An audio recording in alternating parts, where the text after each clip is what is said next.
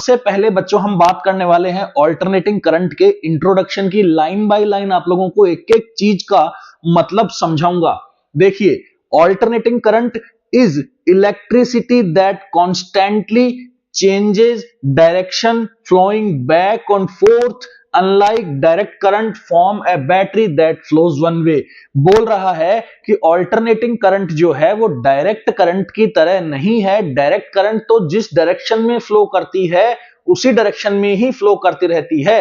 Reverse, वापस, back यहां से वो फ्लो नहीं करती है, मतलब डायरेक्शन वो चेंज नहीं करती है। लेकिन ऑल्टरनेटिंग करंट अपने एक साइकिल को कंप्लीट करती है तो उसमें भी वो बहुत बार क्या करती है, यहां से डायरेक्शन को चेंज करती है। आप लोगों को इतना समझना है कि जब भी ऐसी इलेक्ट्रिसिटी मिले जो अपनी डायरेक्शन को क्या कर रही हो, चेंज कर रही हो, क्या कहते हैं उसे, ऑल्टरनेटिंग करंट। चलो बात करते हैं इसके कुछ छोटे से ग्राफ को लेकर के। तो इसका जो ग्राफ है वो अगर हम देखेंगे तो ज्यादा इजीली हमको यहां पे वो चीजें कुछ समझ में आने लग जाएंगी। देखिए बच्चों, यहां से अगर डायरेक्ट करंट का ग्राफ अगर करंट और टाइम के रेस्पेक्ट में देखा जाएगा तो डायरेक्ट करंट का जो ग्राफ आएगा बच्चों वो ऐसा आएगा। इसका मतलब जो करंट की वैल्यू है वो चेंज नहीं हो रही है। या फिर कुछ ऐसा ग्राफ भी यहां से आ सकता है, कुछ ऐसा ग्राफ भी यहां से आ सकता है। देखो, ये जो डीसी ग्राफ है, ये जो टाइम के रेस्पेक्ट में डीसी है या जो डायरेक्ट करंट है, ये अपनी वैल्यू को तो चेंज कर रही है लेकिन डायरेक्शन को चेंज नहीं कर रही है। क्लियर है? यहां पे तो ना वैल्यू चेंज हो रही है ना डायरेक्शन चेंज हो रही है, यहां पे केवल वैल्यू चेंज हो रही है, डायरेक्शन अभी भी चेंज नहीं हुई। लेकिन जैसे ही हम बात करते हैं बच्चों ऑल्टरनेटिंग करंट की, जैसे ही हम बात करते हैं यहां से ऑल्टरनेटिंग करंट की, तो ऑल्टरनेटिंग करंट का जो ग्राफ है वो कुछ ऐसे निकल करके आता है। अगर हम मान लो यहां से ऊपर की ओर जितना पोर्शन कवर करते हैं उतना ही हमें ऑपोजिट डायरेक्शन में, मतलब ग्राफ के नेगेटिव पोर्शन में उतना ही कवर करना होगा, उतने ही साइकिल को कवर करना होगा। और इसे ही हम यहां से डायरेक्शन चेंज बोलेंगे।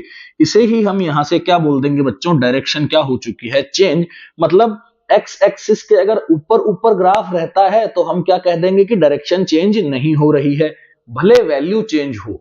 वैल्यू चेंज होने का ये मतलब नहीं है कि डीसी से एसी बन चुकी है, नहीं, वो डायरेक्ट करंट ही है, ठीक है।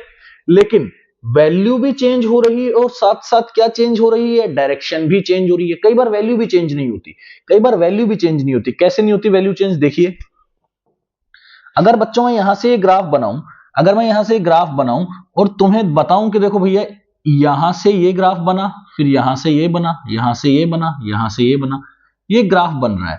तो ग्राफ कैसे बन रहा है बच्चों, ध्यान से देखो। थोड़ी देर तक जो एसी करंट था, थोड़ी देर तक जो एसी करंट था, टी के रेस्पेक्ट में, टाइम के रेस्पेक्ट में देख रहे हैं तो थोड़ी देर एसी करंट +2 पे फ्लो किया, थोड़ी देर +2 पे फ्लो किया। उसके नेक्स्ट इंटरवल में वो कहां पे फ्लो कर रहा है, -2 एंपियर पे। मैक्सिमम वैल्यू क्या फ्लो करवा रहा है, -2 एंपियर। देन फिर से प्लस, देन फिर से माइनस। मतलब एक बार तो वो +2 एंपियर फ्लो करवाता है, एक बार -2, एक बार +2, एक बार -2। क्लियर? तो यहां से जो प्लस की वैल्यू है और जो माइनस की वैल्यू है, केवल डायरेक्शन के चेंज होने की बात है, वैल्यू तो चेंज नहीं हुई। वैल्यू तो क्या बोल रहा है, यहां से 2 एंपियर ही करंट यहां पे है, 2 एंपियर करंट यहां पे है, बस करंट की डायरेक्शन क्या है, रिवर्स है। ये करंट की डायरेक्शन का रिवर्स होना, ये अपवर्ड होना और बैकवर्ड होना या बैक एंड फोर्थ मोशन होना, इलेक्ट्रॉन्स का जो मोशन है उसी से इलेक्ट्रिसिटी बनती है। तो कभी तो इलेक्ट्रॉन यूं फ्लो करते हैं, कभी इलेक्ट्रॉन यूं फ्लो करते हैं। बस ये जो कॉन्सेप्ट निकल करके आया है, ये बार बार ट्विस्ट होना, बार बार चेंज होना, ये लेंज के लॉ से आया है बच्चों। किसी भी सर्किट के अंदर हम अगर वेरिएबल करंट फ्लो करवाते हैं तो उससे कहीं ना कहीं मैग्नेटिक फील्ड बनता है, और मैग्नेटिक फील्ड बनने की वजह से किसी दूसरी कॉइल में इंड्यूस्ड ईएमएफ बन सकता है, इंड्यूस्ड करंट पैदा हो सकती है। और वही इंड्यूस्ड करंट ही ऑल्टरनेटिंग करंट है, क्योंकि वो डायरेक्शन बार बार बदलती है। लेंज कहता ही यही है कि जो करंट पैदा होती है वो जो जिस वजह से वो पैदा हुई है, जिस वजह से वो बनी है, उसी चीज का वो क्या करेगी, विरोध करेगी, उसी चीज को क्या करेगी, वो अपोज करेगी। तो उस चीज को अपोज करने के चक्कर में ये जो करंट है कभी आगे कभी पीछे, कभी आगे कभी पीछे। क्लियर है? तो बस इस वजह से इसकी डायरेक्शन क्या होती है, चेंज होती है। उस डायरेक्शन चेंज होने वाली करंट को ही हम क्या कह देते हैं, ऑल्टरनेटिंग करंट कह देते हैं। होप सो इंट्रोडक्शन आप लोगों को अच्छे से समझ में आया होगा। अब जो हमारे पास यहां से मटेरियल रेडी है, बात उस पे भी की जाएगी। अब बात करते हैं सबसे पहले की कॉन्सेप्ट की, कि इसके की कॉन्सेप्ट्स क्या क्या हैं, कि हमें कैसे कैसे इस एसी को समझना है, किस टाइप से इस एसी को समझना है। तो इसके की कॉन्सेप्ट्स की बात करते हैं। तो सबसे पहला जो की कॉन्सेप्ट वो बोल रहे हैं कि ये है क्या, what is it. Electric charges periodically reverses it's flow. बोल रहा है कि जो चार्जेस हैं वो पीरियोडिकली अपने फ्लो को रिवर्स करते हैं, मतलब थोड़ा आगे फ्लो करते हैं, फिर पीछे, फिर आगे, फिर पीछे। क्लियर है। एंड स्ट्रेंथ, अपनी मैग्नीट्यूड को भी वो क्या करते हैं, चेंज कर लेते हैं, या नहीं भी करते होंगे या कर भी लेते हैं, लेकिन डायरेक्शन जरूर चेंज होगी। अगर डायरेक्शन चेंज नहीं हो रही है वो अल्टरनेटिंग करंट नहीं है, वो सिंपल है, डायरेक्ट करंट है। क्लियर है। हाउ इट लुक्स, कैसे दिखती है, ये कैसे दिखेगी। Often shows a smooth sine wave moving from positive to negative and back. बोल रहा है कि एक साइन वेव की तरह देखने को मिल सकती है। क्या साइन वेव आप लोगों को पता है, ये बिल्कुल पता होगी। ये पॉजिटिव पोर्शन है और ये इसका क्या है, नेगेटिव पोर्शन है। साइन वेव की तरह यहां पे दिखती है।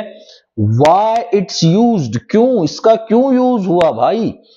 Power plants generate AC. बोल रहा है कि पावर प्लांट है एसी जनरेट करते हैं। Special device called transformers can easily step up and step down it's voltage. बोल रहा है कि जो पावर प्लांट्स हैं वो आपकी ऑल्टरनेटिंग करंट को प्रोड्यूस करते हैं, और इस ऑल्टरनेटिंग करंट को एक ऐसी डिवाइस है ट्रांसफॉर्मर, उससे इस ऑल्टरनेटिंग करंट जो बनी है इसके वोल्टेज को यहां से इंक्रीज या वोल्टेज को डिक्रीज किया जा सकता है, और यहां से एनर्जी का लॉस भी लॉन्ग डिस्टेंस पे क्या है, कम है। इसीलिए इसको यूज किया गया। Why it is use, why it's use. Where you find it, आपको देखने को कहां मिलेगी।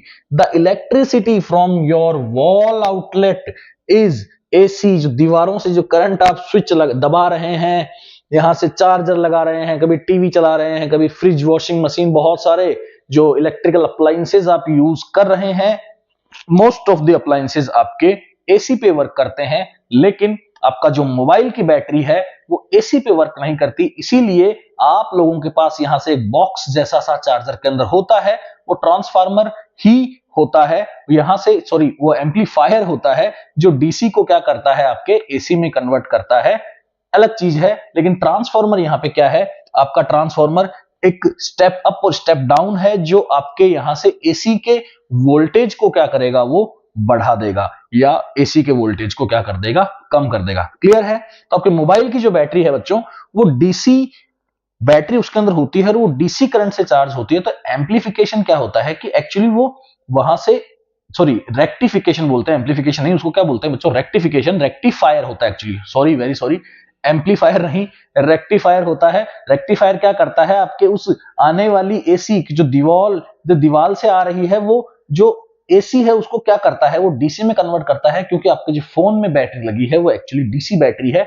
डीसी बैटरी ही फोन में होती है, एसी बैटरी कोई ऐसी नहीं होती है। ठीक है। होप सो यहां तक आप लोगों को इंट्रोडक्शन टू ऑल्टरनेटिंग करंट अच्छे से समझ में आया होगा। बात करते हैं इसके नेक्स्ट पोर्शन की, इसके नेक्स्ट स्लाइड की। नेक्स्ट स्लाइड में इंट्रोडक्शन ही है, फिर मैं वही आपको लेंज का लॉ समझाऊंगा कि लेंज का लॉ यही बोलता है कि अगर यहां से कोई सपोर्टिव करंट बनती है, किसी भी वजह से कोई सपोर्टिव करंट बनती है, तो यहां से ऐसी मैग्नेटिक फील्ड या ऐसी करंट यहां से पैदा होगी जो उसको क्या करेगी, अपोज करेगी, उसको डिके करेगी, उसको डिक्रीज कर देगी। या फिर अगर डिक्रीज करंट फ्लो होती है तो उसको वो क्या करेगी, इंक्रीज करेगी। ऐसा लेंज का लॉ है, उसी पे बेस्ड यहां से चीजें देखने वाले हैं। देखिए बच्चों, ये आपके पास यहां से है डायरेक्ट करंट। इसका मतलब ये जो है आपका वो क्या है, डीसी सोर्स है।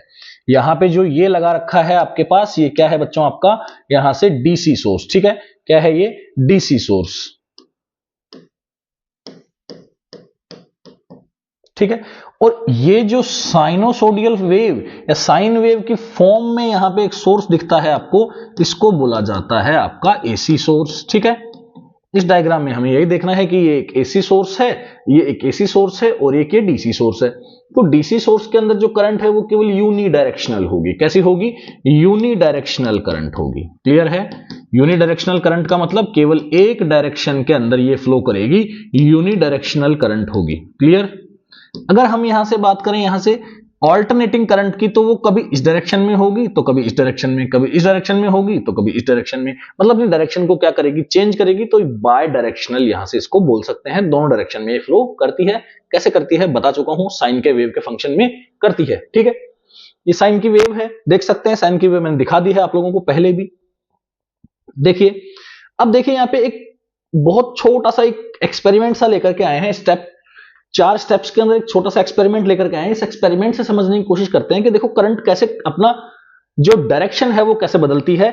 मैग्नेट की वजह से जो बनने वाली करंट है, जो जनरेटर है, जो एसी जनरेटर है वो एसी जनरेट करता है, वो मैग्नेट पे बेस्ड है, पावर प्लांट सब कुछ इसी पे बेस्ड है। तो बात करते हैं यहां से स्टेप 1 की। स्टेप 1 में देखो कहना क्या चाहता है, स्टेप 1 में कहना चाहता है कि भैया इसने 2 कॉइल लगा दी, 2 कॉइल के साथ में एक लोड कनेक्ट कर दिया, 2 कॉइल के साथ में एक लोड कनेक्ट कर दिया, मतलब आउटपुट लेने के लिए कुछ सिस्टम यहां पे कनेक्ट कर दिया गया है, वोल्टमीटर अमीटर कुछ भी अपन मान सकते हैं। ठीक है, अब जैसे ही हमने इसको जो बार मैग्नेट जो बीच में लगी हुई है इसको जैसे रोटेट किया, अच्छा रोटेट नहीं किया तो यहां पे कोई करंट नहीं थी, क्योंकि भैया यहां पे इलेक्ट्रोमैग्नेटिक इंडक्शन में पढ़ के क्या आए हो, इलेक्ट्रोमैग्नेटिक इंडक्शन में पढ़ के आए हो कि जो ईएमएफ बनता है, जो ईएमएफ बनता है वो होता है आपका माइनस का D phi B by D, मतलब जितना फ्लक्स चेंज होगा, जिस रेट से फ्लक्स चेंज होगा, जिस रेट से मैग्नेटिक फ्लक्स चेंज होगा उसी रेट से ईएमएफ जनरेट होगा।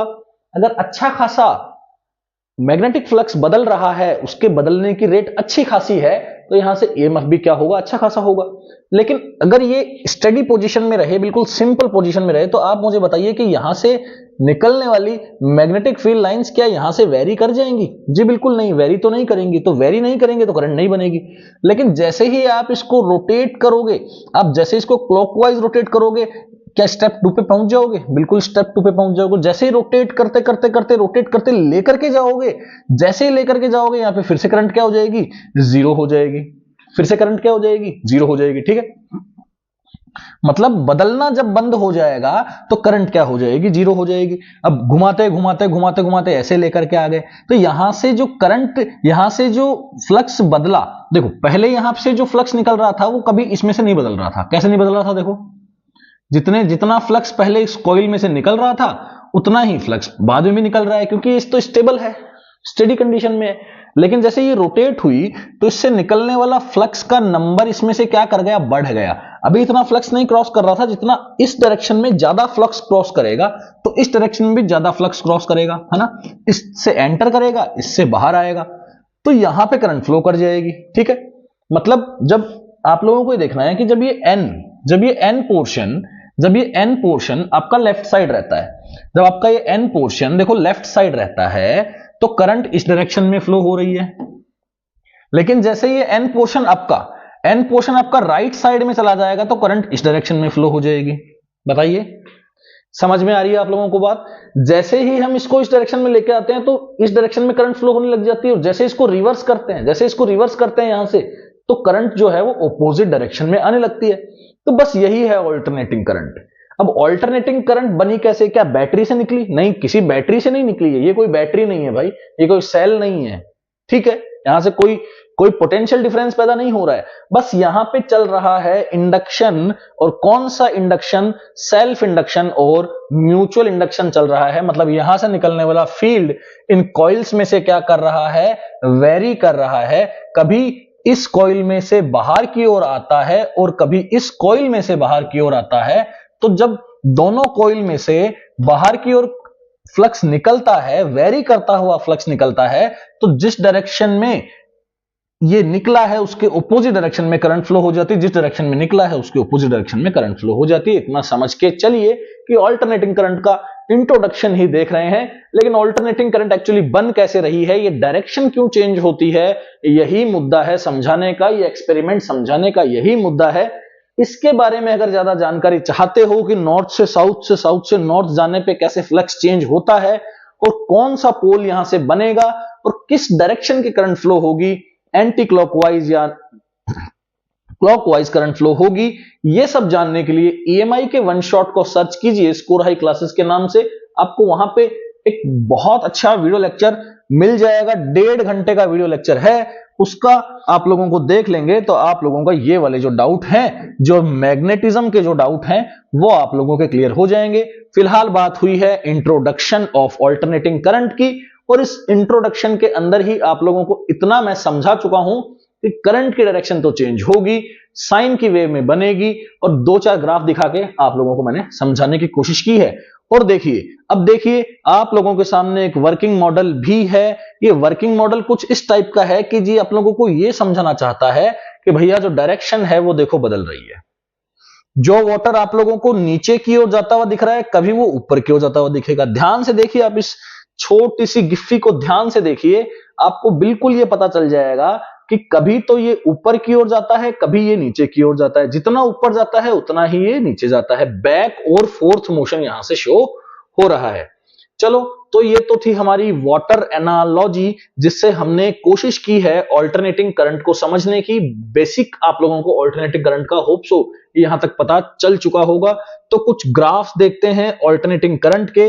ये कुछ ग्राफ्स जो मैंने पहले भी डिस्कस किए हैं, वही ग्राफ्स वापस यहां से आए हैं, तो इन ग्राफ्स को एक बार फिर से देख लिया जाए बच्चों। कोई दिक्कत वाली बात नहीं है, थोड़ा फास्ट करते हैं ताकि थोड़ा क्लियर हो। करंट डीसी है, कांस्टेंट है, डीसी है, यहां से एसी हो गई क्योंकि ये नेगेटिव पोर्शन में आ चुका है।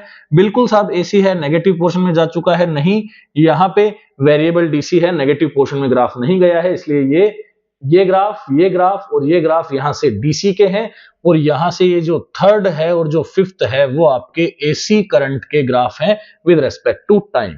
ठीक है, चलो और कुछ बातें करते हैं। और कुछ बातें ये है कि भैया अगर ये वोल्टेज या फिर करंट का कोई ग्राफ बना दिया जाए टाइम के रेस्पेक्ट में, तो जो ये मैक्सिमम वैल्यू है वो आपकी या तो कहलाएगी वी नॉट, या क्या कहलाएगी आपकी आई नॉट, मतलब peak value of current. I not आपकी क्या होगी, यहां से पीक वैल्यू ऑफ करंट होगी, और वी नॉट जो होगी वो आपकी क्या होगी, यहां से पीक वैल्यू ऑफ वोल्टेज होगी। क्या होगी, पीक वैल्यू ऑफ वोल्टेज। ये वोल्टेज की पीक वैल्यू है, ये करंट की पीक वैल्यू है बच्चों। ठीक है, अच्छा टाइम पीरियड के बारे में देखना चाहते हैं, तो देखो टाइम पीरियड तो ये होता है कि एक ऑसिलेशन कंप्लीट करने में जितना टाइम वेव लेती है, that is called time period of that wave. Amplitude क्या होता है, देखो ये जो मैक्सिमम यहां से जो डिस्प्लेसमेंट है वाई डायरेक्शन के अंदर, वही आपका होता है एम्पलीट्यूड। ये जो आपका होता है इस कंप्लीट साइकिल को कंप्लीट करने में, या इस साइकिल को कंप्लीट करने में, वन साइकिल को कंप्लीट करने में लिया गया टाइम आपका क्या कहलाता है, टाइम पीरियड। और यहां से इसे कहा जाता है लैम्डा, मतलब वेवलेंथ। तो इतना वेव के बारे में आप लोगों को हल्का फुल्का इस चैप्टर के अंदर इतना आइडिया कम से कम होना चाहिए।